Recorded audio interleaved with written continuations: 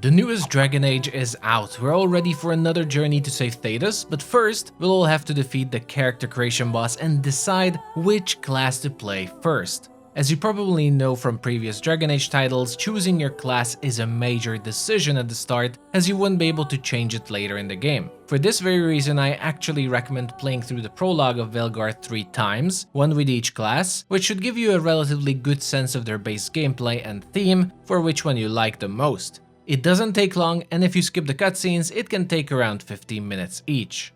First, the warrior. Warriors have two different weapons, the sword and shield, and a two-handed weapon, switching between a more defensive playstyle that allows blocking and parrying versus a more aggressive style sacrificing the ability of blocking for more damage. Warriors are mostly a melee-focused class, but they still have a range option in the form of throwing their shields, which is pretty useful, plus the game requires you to use ranged for some mechanics anyway. The unique mechanic for warriors is Rage, which acts as an energy pool that you build up by fighting or getting attacked, and then spend it on your skills, which is the default skill mechanic from what I've experienced with all the classes, but with Rogue and Mage having their unique twist on this. From my impressions, warriors will excel at being in the thick of things, having lots of skills surrounding defense and staying power, so you don't need to dodge everything and you can even take a lot of damage, and then turn all those attacks against your opponents. Offensively, they are fantastic at causing staggering and stagger damage as a means to stun and defeat enemies, and their skills reflect this playstyle. They have three specializations that they can skill into as the game goes on. The Grey Warden, which focuses on using their shields, heightening their defenses and becoming the ultimate tanking class, while having lots of abilities that strengthen your party or infuse your attacks with fire that's fantastic against Darkspawn. For example, you have your Warden's Fire ability that rains down fiery destruction upon your enemies. The two-handed specialization for them is the Slayer, which is more about just dishing out as much damage as possible and causing pure havoc on the battlefield. It is the classic two-handed playstyle from all the Dragon Age games that has a major focus on using charged and heavy attacks. Their skills also perfectly showcase their playstyle, big massive explosions coming from the sky or through a spirit weapon.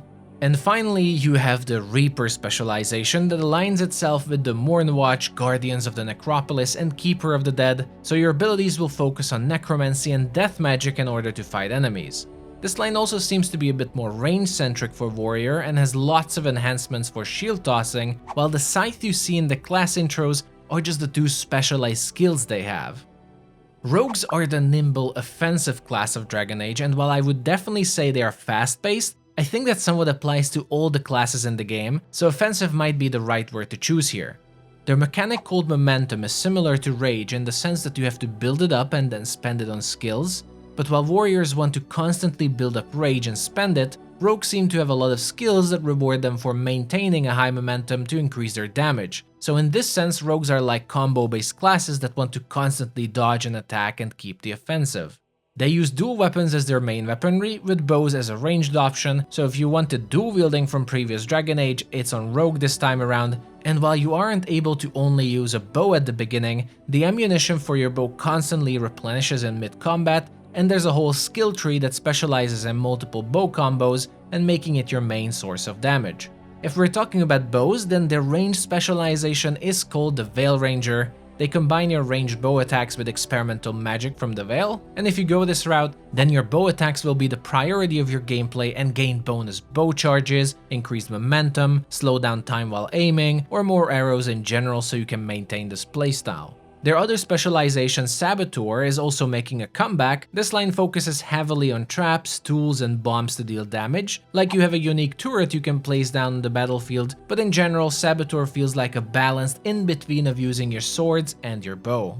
Finally, the Antivan Crow specialization, the Duelist. This is a melee-centric high-risk, high-reward specialization that activates the Adrenaline trait for your hero, which gives you increased damage and staggering power if you can maintain a high hit combo on your enemies without getting hit. So like this, the Duelist focuses even further on the momentum and hit and dodge playstyle of the Rogue, making it one of the harder specializations to choose.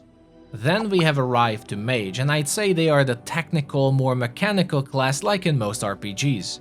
Mages wield their staff as their ranged weapon, and Mage Knife and Arcane Orb as their short-range weaponry, and while they can be comboed together, it is up to you if you'd like to do so or focus on one or the other.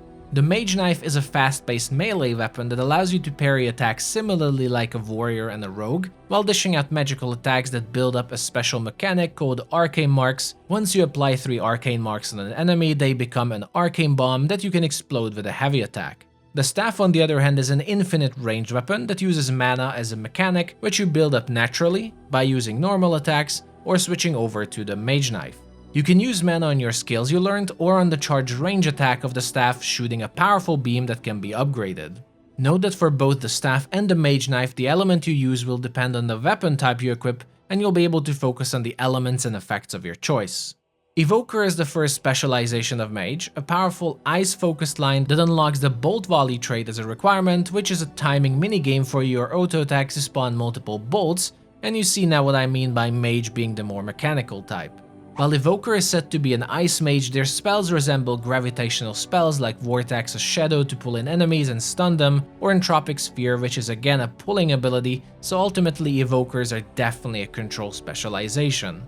Spellblade is the path that focuses on the Mage Knife and the Arcane Orb, and contrary to most fantasy, it should not be mistaken for the Fighter Mage archetype, as it is not necessarily a melee-centric build, but it's definitely more the Mage Knife than the Staff. With that said, their abilities focus mainly on electricity and using the Arcane Bomb mechanic from your Mage Knife for a lot of area damage.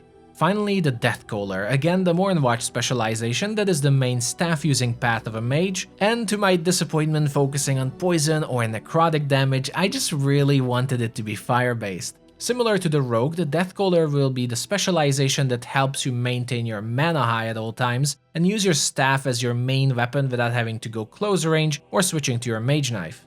It increases your mana, lets you use your health instead of mana, or increase your damage at a higher expense. Their special abilities, like I said, are necrotic, like Spirit Bomb or Crypt's Herald that gives you the classic Necromancer feel. All in all, I tried to make this video as concise as possible and not drag it out for too long. If you watched the whole video, make sure to type Darkspawn below so that I know. I really appreciate all the support. Like and subscribe for more game guides, and I'll see you in the next one.